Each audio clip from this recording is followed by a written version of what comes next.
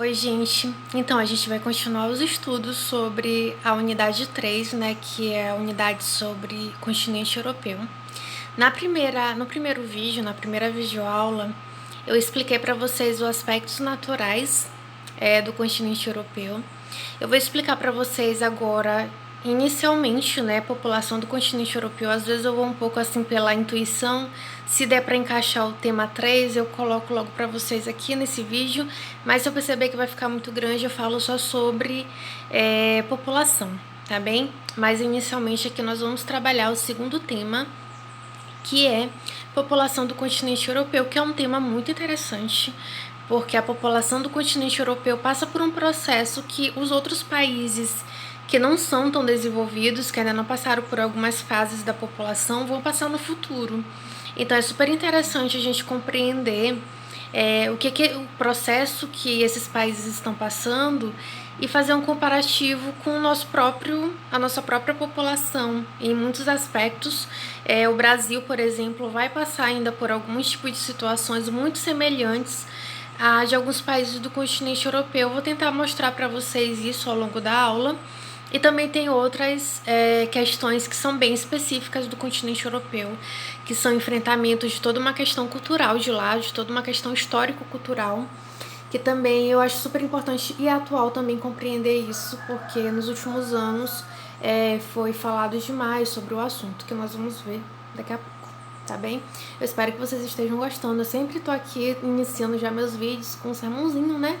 Falando para vocês poderem fazer aí resumos de aula, anotarem ao longo da aula, realmente se dedicarem. Eu sei que é muito difícil, eu também sou estudante, apesar de ser professora, eu também tenho aí meus estudos e eu sei que, enfim, a gente fica às vezes com a cabeça um pouco, enfim, sem motivação, mas a gente tem que organizar a nossa cabeça, se esforçar. Tem dias que vai ser melhores e tem dias que não vão ser tão bons assim, mas quando estiver bem, aproveita ao máximo e tentar se disciplinar, porque depois que a gente se disciplina, fica mais difícil essa questão emocional, mental nos dominar. Então, eu espero que vocês consigam exercitar aí a disciplina de vocês, assim como eu aqui também estou tentando exercitar a minha disciplina. Eu espero que vocês gostem da aula, que vocês consigam estar aprendendo alguma coisinha, ou menos estar ajudando vocês a compreender o assunto.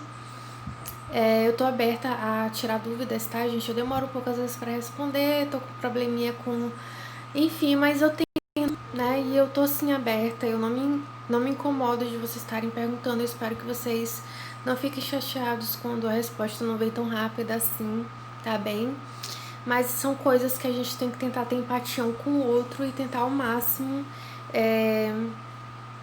ajudar um ao outro e tentar compreender também a situação do outro. Mas sempre tirem as dúvidas de vocês, tentem, tá bem? Tirar as dúvidas comigo. Como eu disse, eu tô aberta, eu não tenho vergonha de tirar as dúvidas de vocês comigo. Estou me prolongando demais, vamos começar. Enfim, população do continente europeu, sempre bom começar com algumas características importantes, né, principais. A Europa ela tem cerca de 739,4 milhões de habitantes distribuídos de maneira irregular. Isso é importante, tá bem, gente? Vocês entenderem que essa distribuição ela não é homogênea, que existem fatores que vão fazer a população se concentrar em determinados lugares e se afastar de outros lugares, entender que fatores são esses, são fatores históricos, são fatores naturais. Eu já até adiantei, né, na aula de aspectos naturais para vocês, que existem alguns fatores naturais que são empecilhos, né, para a ocupação humana, e existem outros que são favoráveis, atraem a ocupação humana, né, que tem uma questão de relevo, de rios, hidrografia, né, que é super importante.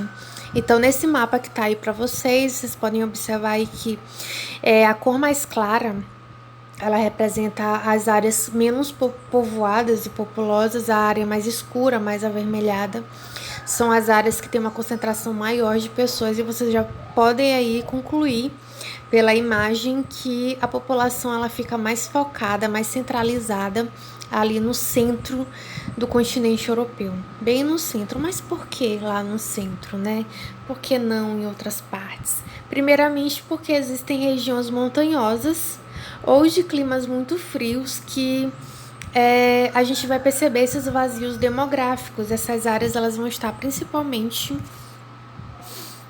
aqui, ó. Aqui nós temos os Alpes escandinavos, aqui nós vamos ter os Pirineus, enfim, existem algumas áreas que nós vamos ter a ocorrência de montanhas. Aqui nós vamos ter um clima muito frio, né, que também vai aí influenciar nessa ocupação humana, mas principalmente também, que é importante lembrar, é que aqui no centro a gente tem áreas mais planas. As áreas planas, elas são naturalmente mais favoráveis para a ocupação humana, tá, gente? E já mudando de assunto, né? Tava falando sobre essa questão da distribuição da população, espero que vocês tenham entendido, mas vamos falar agora um pouquinho sobre o crescimento da população europeia, né? E aí é um assunto bem interessante de entender, porque a população europeia ela está passando por um processo de diminuição, né, de seu crescimento populacional, e em alguns países não está mais nem crescendo. O que isso significa? Que se não está crescendo é porque não está nascendo, né, crianças, não está tendo aí uma taxa de natalidade satisfatória, e por sua vez, né, obviamente, a taxa de fecundidade também não está satisfatória. O que é a taxa de fecundidade? Número de filhos por mulher, que aumenta a taxa de natalidade, que é o número de nascidos até 1.000 habitantes, né? Então, o que acontece? Está diminuindo a taxa de fecundidade, ou seja, mulheres estão tendo menos filhos ou não estão tendo filhos, e isso é uma problemática, porque vai diminuir aí o crescimento populacional. Num gráfico que está aí para vocês, a gente tem aí, por exemplo, a Espanha com uma média de taxa de fecundidade de 1,34, a Itália 1,35, a Alemanha 1,5, Reino Unido 1,8, Irlanda 1,9. Para quem tá achando estranho, né? Nossa, a pessoa vai ter 1,35 filhos. Não, é uma média, gente. Uma média é somar tudo e dividir igualmente entre as mulheres, e aí tu vai ter uma média quebrada, né? Mas o ideal seria quanto? O ideal seria 2,1, tá bem? Seria 2,1, porque 2 vai substituir aí o pai e a mãe, né, dessa criança. E o 0,1 aí né, juntando tudo, vai compensar aquelas pessoas que não podem ter filhos. E aí a gente tem uma reposição, isso é super importante de entender, uma reposição da população. Por que é importante repor a população? Porque a população ela exerce uma função no trabalho, né, no mercado, na economia. Nós precisamos de pessoas para trabalhar. Então, tanto que nós chamamos de uma população que é economicamente ativa no futuro, e aliás, não no futuro para o Brasil, mas lá na Europa, atualmente eles sofrem com uma problemática de queda da população economicamente ativa. Porque esse acontecimento, gente, não é de hoje, tá? Já faz um tempinho que eles estão com problemas de diminuição da taxa de fecundidade. Então, a população aí para o trabalho está diminuindo, porém os adultos, né, que eram em maior número, estão envelhecendo. Então a gente tem uma população envelhecendo e não temos pessoas repondo suficiente para sustentar, entendeu, essa sociedade. Olha que problemática. E como eu falei para vocês, é uma problemática que no futuro possivelmente o Brasil também vai sofrer. E aí, por conta disso, esses países europeus, eles estão fazendo diversos programas, entendeu? Políticas públicas de incentivo à natalidade, de incentivo para que as famílias e as mulheres tenham mais filhos. E aí, como é que eles vão fazer esse incentivo, né? Eles vão aí melhorar a licença maternidade, licença paternidade, a licença parental é os dois, viu? Então, eles vão criar aí situações que favoreçam essas pessoas que decidem ter filhos. Tipo, olha que legal, você vai ter licença de trabalho, benefícios, pode ficar tranquilo. Que é uma coisa que, por exemplo, aqui no Brasil é muito comum, gente. Por exemplo, a mulher engravidar e ser demitida depois do período obrigatório ali da empresa manter a mulher no emprego. Não sei se vocês conhecem situações do tipo, mas é muito comum no Brasil. Deu o período ali que há uma obrigatoriedade de manter a pessoa na empresa. Acabou esse tempo, que é 6 meses, parece. Aí eles demitem. a mulher que teve filho. Então isso não é um incentivo, né, gente? A gente pensa, meu Deus, eu vou ter filho, aí eu vou ser demitida, socorro. Então, lá é diferente, eles já, entendeu? Trazem diversos benefícios para que a pessoa se sinta confortável e perceber que isso não vai fazer ela perder o emprego dela ou não vai prejudicar ela no mercado de trabalho. Então, eles fazem esse tipo de incentivo, horários mais flexíveis, jornada de trabalho reduzida, enfim, creche e escola de graça para quem tem os filhos, né? Enfim. Aí a gente tem uma pirâmide etária. Eu vou de novo militar aqui sobre como a pirâmide etária é extremamente importante para a gente estudar a sociedade brasileira. Eu disse a sociedade brasileira, meu Deus, socorro. A sociedade no geral, a população. O estudo de população é muito importante compreender a pirâmide etária. Como é que a pirâmide etária funciona mesmo? Eu sei que todo mundo sabe, mas eu vou repetir. A gente tem aí um grupo de pessoas ali em azul que representa o número de homens. Em rosa, nós temos um grupo de pessoas que representa a população feminina. E a gente tem ali uma quantidade, né, de porcentagem, quantos de homens e mulheres nós temos. Ali a gente tem na lateral, às vezes não tá na lateral, tá no meio da pirâmide, viu? A faixa etária, né? E aí a gente tem aí a quantidade. Por exemplo, nessa pirâmide a gente observa que as crianças e os jovens até 24 anos, eles estão em menor número. E de 29 anos para cima, nós temos uma população em maior quantidade. Essa população, ela está indo em direção ao envelhecimento. E esses jovens e crianças estão indo em direção aí à vida adulta. E aí, entenderam? Quem é que vai sustentar essa população em maior número que é idosa? Então, essa é a Europa em 2019.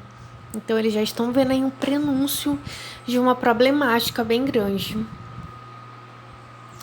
Ah, tá. É importante vocês entenderem que aqui tá a Europa toda, tá? Mas existem países que a problemática tá pior, entendeu? França, Alemanha, etc. E aí vocês poderiam imaginar, mas tia, e agora? O que vai acontecer? A Europa não vai mais trabalhar, a economia vai parar? Gente, vamos pensar. Se não tá nascendo gente, as mulheres não querem ter filho, elas querem trabalhar, se dedicar para outras coisas. Como é que eles podem resolver esse problema? Eles podem fazer uma coisa que eles já fizeram anteriormente. Por exemplo, lá no período de guerra, a Europa perdeu muita gente lá na guerra, que morreram na guerra. E aí eles atraíram imigrantes de várias partes do mundo para se mudar para os países europeus e auxiliar na reconstrução da Europa. Obviamente que depois de um tempo, lá na década de 80, 70, 80, quando a Europa já estava ali reconstruída e desenvolvida, a Europa se fechou. Obrigada, imigrantes, vocês já fizeram a parte de vocês, mas agora a gente não quer mais vocês nos nossos países. Então eles utilizaram do recurso dos imigrantes. Então, naturalmente, a gente pensa que o melhor é esses países receberem os imigrantes, como o Canadá faz. O Canadá também tem uma taxa de natalidade baixa e uma taxa de fecundidade também baixa. E aí, o que o Canadá faz? Ele recebe muitos imigrantes. O Canadá, ele é todo ali formado. A gente viu isso ano passado na 8ª série, né? Que o Canadá, ele é multicultural. Tem pessoas de várias partes do mundo que se mudam para o Canadá porque eles precisam de mão de obra, de pessoas para trabalho. E a Europa está na mesma situação, porém, né? Apesar dela já ter um passado de ter utilizado esse recurso dos imigrantes, mas agora ela se fechou completamente, tá? Para os imigrantes, principalmente porque a Europa, ela atrai muitos imigrantes que eles qualificam, entenderam, como inferiores. Isso é uma questão cultural, gente. A Europa, culturalmente, né, tem uma cultura, um nacionalismo, onde eles entendem que a cultura deles é superior a outras culturas. Isso daí não tá assim, nossa, declaradamente, mas pelas atitudes, né, a gente consegue perceber que isso ainda é muito intrínseco, muito enraizado na Europa. E aí, vamos ver aqui. De onde que tá vindo esses migrantes para o continente europeu? Gente, desculpa as zoadas do fundo, tá? Em roxo, nós temos ali pessoas que vêm da África, lá fugindo de fome, pobreza, querendo novas oportunidades na Europa. Em maior número, a gente tem pessoas vindo da Ásia. E o Oriente Médio, que está bem próximo da Europa, faz parte da Ásia. Então, a gente conclui um pouco que boa parte dessas pessoas da Ásia, eles são do Oriente Médio. É da Turquia, é do Iraque, é da Síria. Síria, vamos falar especificamente depois de Síria. Então, são pessoas que estão ali em lugares aí passando por um processo de guerra. Então, eles vão ali em busca de refúgio, né? Na Europa. Ah, a Europa não quer esse tipo de imigrante, não, gente. Eles querem pessoas aí qualificadas profissionalmente, entenderam? Então, é isso que está sendo a problemática. A Europa não quer qualquer imigrante, eles querem imigrantes bem ali, bem, eles são bem rígidos com os imigrantes, então não pensem que vocês no futuro, né, vão se formar no ensino médio, vou para a Europa, não é bem assim, tá? Para passar por um processo de aceitação na Europa é bem difícil. Enfim, e aí, como eu falei para vocês, a gente vai falar especificamente aqui de refugiados, né? Tanto da Síria, que eu vou falar depois melhor, mas também de refugiados africanos que fogem de guerras. O que são refugiados? Anotem no resumo de vocês. Refugiados, eles não são como os imigrantes. Os imigrantes, eles estão indo ilegalmente ali para a Europa. Agora, os refugiados, eles estão fugindo. Eles não estão indo porque eles querem, eles estão sendo obrigados a sair do seu país de origem, tá bem? Por um motivo de guerra, de conflito, eles estão sendo obrigados a sair, porque, tipo, não dá pra ficar no meio de um, né? Tá caindo bomba, o que a gente vai fazer? Vai fugir desse lugar que tá ameaçando a nossa vida. Então, eles não estão saindo de suas casas porque eles querem. Então, eles são chamados de refugiados, eles são protegidos por lei. Lá na ONU tem um programa chamado Acnu, que trata só sobre a situação dos refugiados. Existe toda uma lei que aí os países, eles têm que dar aí uma certa... um apoio, né, aos refugiados, né, dar recursos para que esses refugiados sejam ali bem estabelecidos, porém na prática não acontece assim. Eu coloquei umas imagens aí para vocês, Help Europe, me ajude Europa, porque basicamente a Europa, ela não, entendeu, ignora a questão dos refugiados, ela é realmente bem fechada. E aí a gente tem ali uma imagem até de refugiados em navios, que eles vêm ali principalmente pelo mar Mediterrâneo.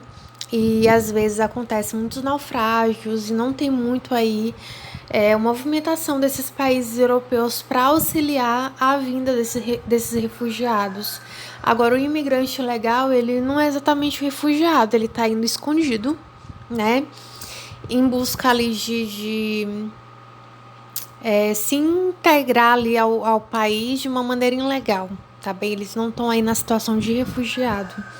E aí eles têm diversas rotas, tá bem? Por exemplo, a rota preferida deles para chegar na Itália, porque ali os países do sul da Europa são os destinos preferidos desses imigrantes e desses refugiados. Então, Itália, Grécia, Espanha, são aí os destinos preferidos, tá?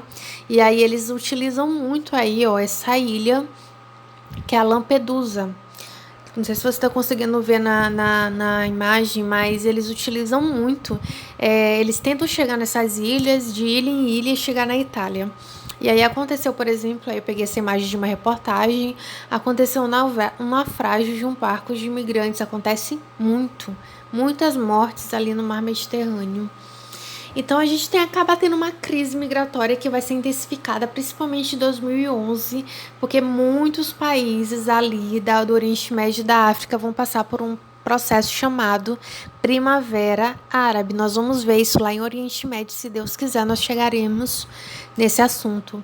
E a Primavera Árabe, ela é basicamente uma série de revoltas que ocasionaram guerras, que até hoje está acontecendo na Síria, que fez com que essa população fugisse dessas guerras. E aí a gente tem uma crise migratória, porque é muita gente tentando chegar na Europa, né? Aqui tem alguns dados importantes: imigração via Mediterrâneo, 13 mil imigrantes foram resgatados em janeiro e abril, isso é em 2015, tá, gente? Morreram durante travessia ilegais em 2015, 1.600, 35 imigrantes do norte da África entraram na Europa em 2015, 218 mil imigrantes do norte da África entraram na Europa no ano passado, em 2014, e 3.500 morreram no mar Mediterrâneo no ano passado, 2014, porque tudo isso começou em 2011, mas perdura até hoje, tá? Então, a gente tem uma questão aí muito intrínseca também lá da população europeia, como eu falei ainda agora sobre o nacionalismo, eles acabam desenvolvendo um sentimento xenofóbico. O que é um sentimento xenofóbico? É uma discriminação em relação a essas culturas e as nacionalidades. É um crime de ódio, tá, gente? É crime, é basicamente ter aversão a estrangeiros. E aí eu trouxe para vocês um textinho de reflexão para a gente poder entender como essa xenofobia é um pouco hipócrita da população lá da Europa. Olha só, a seleção francesa, participante da Copa do Mundo de Futebol de 2018, composta de 19 jogadores filhos de imigrantes da África e de outros países da Europa, foi mais multicultural que o elenco campeão da Copa de 1998. Tinha 19 jogadores filhos de imigrantes, tá? Da África. Apenas o goleiro Loris e o lateral Pavard, o atacante Giroud e o meia Thauvin não se encaixam nessa descrição. Tal composição suscitou inúmeros debates acerca da presença de imigrantes na sociedade francesa e o multiculturalismo na Europa. A perspectiva multicultural se contrapõe à xenofobia, o racismo e a islamofobia, entre outras formas de segregação humana, sobretudo de imigrantes e seus descendentes. Olha como é hipócrita, gente, essa xenofobia, porque basicamente esses jogadores, eles são imigrantes, são bem úteis, né, para jogar, mas e demonstra que existe uma boa quantidade de pessoas ali provenientes aí dessa imigração, mas aí a sociedade francesa aí mantém essa bandeira de ser xenofóbica. E aí, sobre os refugiados sírios, eu primeiramente trouxe uma imagem para vocês bem triste, né?